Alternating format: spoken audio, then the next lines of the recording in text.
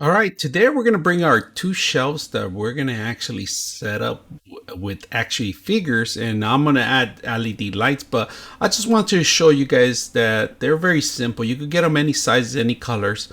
It took me a couple minutes just to put together, and just make sure you have a good strong backing if you're going to add heavy weight stuff. All right, so let's go ahead and take a look at the final results and see what you guys think.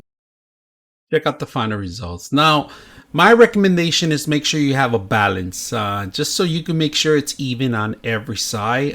If you're gonna get the largest one, just make sure you have, like I said, you have maybe behind the studs where it's gonna carry some weight, because right now I don't have that much weight. It's all, models in 3D prints and so forth. But if I'm ever gonna add some heavy duty like a computer or something like that, I just want to make sure the background's good. But after the results, I was very pleased with it. I put LED lights, making it look the aesthetics a lot better into the room. I mean, it gave a great ambiance to my entertainment center, I would say, but this is something that I was just testing it out with different figures just to see how it looks. And then later down the line, I'll organize it and make it a little bit better. So very simple, easy to install. I hope you guys enjoy the